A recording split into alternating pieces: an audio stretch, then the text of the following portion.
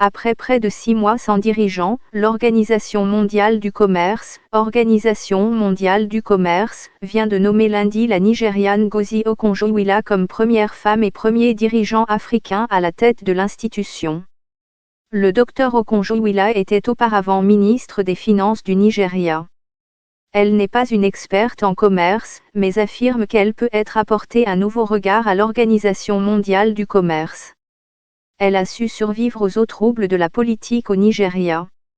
Sa mère a été enlevée une fois, pendant qu'elle était ministre, un message fort émanant de ses adversaires. Après avoir été numéro 2 de la Banque mondiale, Ngozi Okonjo-Iweala ne devrait avoir aucun mal à traiter avec les négociateurs commerciaux internationaux dans le cadre de son nouveau poste à la direction de l'Organisation mondiale du commerce,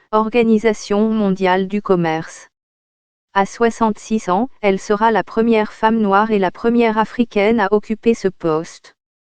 Bien qu'elle ait récemment obtenu la citoyenneté américaine, elle se réjouit d'être nigériane et fait preuve d'un patriotisme farouche, affichant son identité avec ses tenues africaines. Ils ont besoin de quelque chose de différent, l'Organisation mondiale du commerce ne peut pas continuer à fonctionner comme si de rien n'était. Ils ont besoin de quelqu'un qui soit prêt à faire les réformes et à diriger. Au cours de ses 25 années passées à la Banque mondiale, elle a été le fer de lance de plusieurs initiatives visant à aider les pays à faible revenu, notamment en recueillant près de 50 milliards de dollars, plus de 27 375 milliards FCFA, en 2010 auprès des donateurs pour l'Association internationale de développement, IDA, le Fonds de la Banque mondiale pour les pays les plus pauvres. Mais c'est de son programme de réforme au Nigeria dont elle est très fière, en particulier les 2 fois où elle a été ministre des Finances du pays sous les présidents Olusegun Obasanjo et Goodluck Jonathan.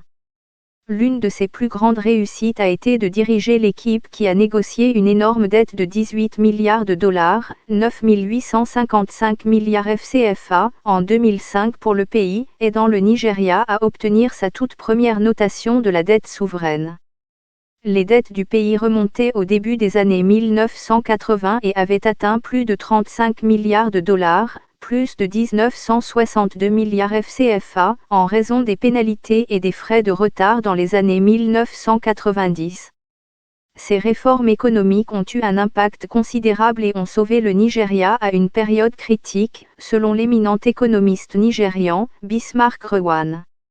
Elle a notamment dissocié le budget du prix du pétrole, permettant au pays d'économiser de l'argent sur un compte spécial lorsque les prix du pétrole étaient élevés. Madame Okonjo-Iweala a abandonné un emploi bien rémunéré à la Banque mondiale et quitté sa famille à Washington, où son mari travaille comme neurochirurgien, pour servir dans le gouvernement au Nigeria, où, contrairement à d'autres ministres, elle n'avait pas un important personnel de domestique ni de flotte de voitures imposantes. En fait, elle aimait même faire sa propre cuisine quand elle le pouvait, notamment la soupe aux poivrons et queue de buff, a révélé une interview du Financial Times en 2015.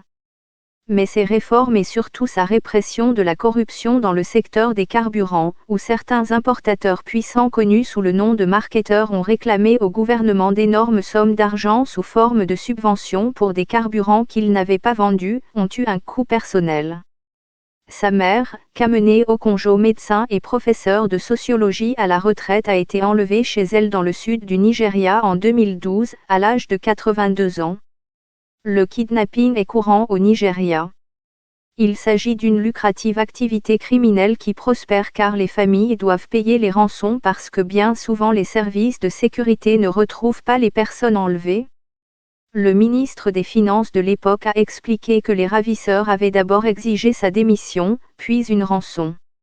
Mais elle dit qu'elle a refusé de faire l'un ou l'autre.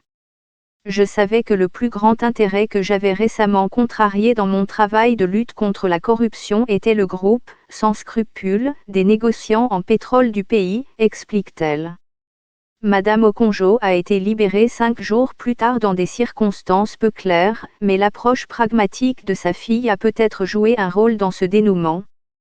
L'un de ses fils, Uzodinma Iweala, auteur du roman Best of Numéro Nation, 2005, a parlé de son éducation stricte. « Ma mère est une femme très puissante. Elle sait comment elle veut que les choses soient faites, et si vous ne le faites pas à sa façon, vous êtes dans le pétrin. Sa motivation peut venir de sa connaissance de la vraie pauvreté. Elle a vécu avec sa grand-mère jusqu'à l'âge de 9 ans, alors que ses parents étaient à l'étranger pour suivre leur scolarité. Son expérience d'adolescente pendant la guerre civile du Biafra de 1967-1970 a cristallisé cela.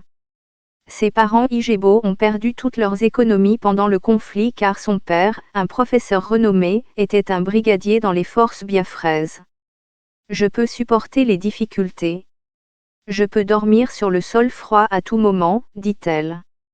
Mais toujours prompte à rire dans les interviews, elle a ajouté « Je peux aussi dormir sur un lit de plumes ». Cette détermination et cette indépendance l'ont aidé à entreprendre d'autres réformes au Nigeria, comme sa décision de révéler le montant des fonds alloués mensuellement aux autorités locales pour des projets tels que la construction de routes et le fonctionnement d'écoles et de cliniques rurales. L'économiste Pat Utomi a souligné que les Nigérians n'avaient pas réalisé combien les administrateurs régionaux recevaient. Mais elle a eu l'idée de publier les chiffres et a embarrassé beaucoup de gens, dit le professeur Utomi. Elle a également mis en place un système qui a permis de retirer des milliers de faux travailleurs et de faux retraités de la liste de paie du gouvernement.